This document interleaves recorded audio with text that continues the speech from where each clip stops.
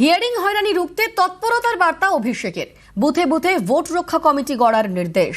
নিজের খরচে war room তৈরির নির্দেশ জনপ্রতিনিধিদের। চূড়ান্ত তালিকা প্রকাশ হওয়া পর্যন্ত সতর্ক থাকার বার্তা। কমিশনের গাফিলতিতেই 126 এসআইআর মৃত্যুর অভিযোগ।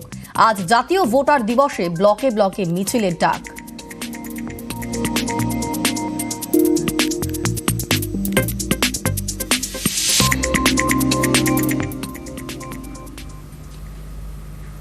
এসআইআর হিয়ারিং এ নোটিশ দিতে বেরিয়ে আক্রান্ত বিএলও। কোচবিহারের দিনহাটায় চাঞ্চল্যকর অভিযোগ।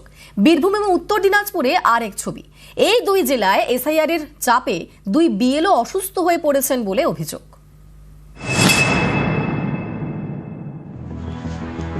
কোচবিহারের দিনহাটায় আক্রান্ত বিএলও।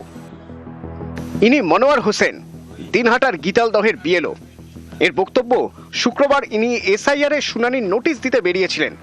তখনই এর উপর হামলা হয়। মাথায় ধারালো অস্ত্র দিয়ে কোপ মারে এক ব্যক্তি। মোটামুটি সব নোটিশ দেওয়া শেষ হয়ে গেছে। আজকে আর মাত্র 5টা দেওয়া বাকি ছিল।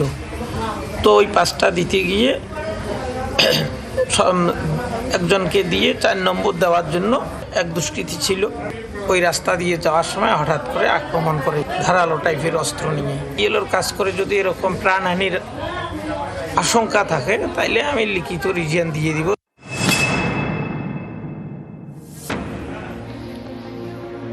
বীরভূমের সাঁইথিয়ার বাসিন্দা মোহাম্মদ শামসুল হুদা, ফুলুরের 161 নম্বর বুথের বিএলও। শুক্রবার বাড়িতেই মাথা ঘুরে পড়ে যান বলে দাবি। বিএলওর বক্তব্য, এসআইআর এর কাজের চাপেই তিনি অসুস্থ। নোটিশ দেওয়া এবং তাদের পেপারস নেওয়া এবং তাদেরকে হিয়ারিংয়ে ডাকা, হিয়ারিংয়ে নিয়ে যাওয়া আমার পক্ষে প্রচুর প্রেশার হয়েছে। আমি আর পারছি না, রাত জায়গায় এবং খাওয়াটা ঠিক মতো হচ্ছিল না এবং প্রচুর প্রেশার, কাজের প্রেশার, এত প্রেশার যে আমরা নিতে পারছি না। মানসিকভাবে একদম বিধ্বস্ত হয়ে পড়েছিলাম।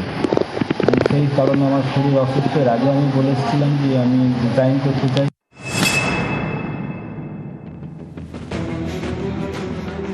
উত্তর দিনাজপুরের ইসলামপুর, এখানকার চোপড়ায় এসআইআর এর কাজের চাপে বিএলও অসুস্থ হয়ে পড়েছেন বলে অভিযোগ।